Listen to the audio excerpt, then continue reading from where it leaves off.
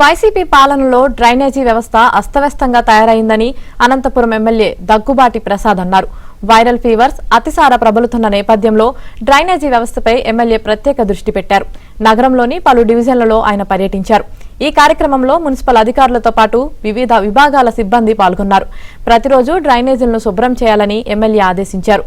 మరువవంక నడిమివంక కాలువల్లో పూడికతీత పనులు నిర్వహించాలన్నారు. త్వరలోనే డ్రైనేజీ సమస్య పరిష్కరిస్తామన్నారు. సీఎం చంద్రబాబు దృష్టికి ఈ సమస్యను తీసుకెళ్లి అండర్ గ్రౌండ్ డ్రైనేజ్ నిర్మిస్తామన్నారు.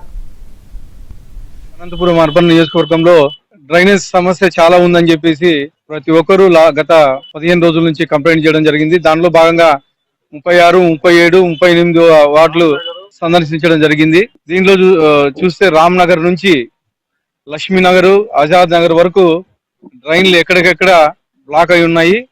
అవన్నీ క్లీన్ చేయమని చెప్పేసి మున్సిపల్ సిబ్బందికి ఆదేశించడం జరుగుతోంది. గత 2-3 ఏళ్ల నుంచి నడిముంక అసలు క్లీన్ చేసిన దాఖలాలు లేవు. దీన్ని మా తెలుగుదేశం ప్రభుత్వం వచ్చింది. మా నాయకుడు ముఖ్యమంత్రి చంద్రబాబు నాయుడు గారు దృష్టికి తీసుకెళ్లి అండర్ గ్రౌండ్ డ్రైనేజ్ పెట్టిస్తామని చెప్పేసి ఈ మీడియా ముఖంగా తెలియజేస్తా ఉన్నాను. ఈ డ్రైన్ కి క్యాచ్మెంట్ ఏరియా దాదాపు 500 ఎకరాలు ఉంటదండి. 500 ఎకరాలు అంటే ఈ రహమత్ నగర్, అయ్యప్ప స్వామి టెంపుల్ అక్కడ నుంచి వచ్చేసి రామ్నగర్ లో మధ్యలో కలుస్తుందండి. దానికి క్లియర్ గా గ్రేడియంట్ లేదు. స్టాగ్నేషన్ ఎక్కువ ఉండడం వల్ల అందరు ఇండ్లలోకి నీళ్లు పోతున్నాయి, సంపుల్లోకి నీళ్లు పోతున్నాయి.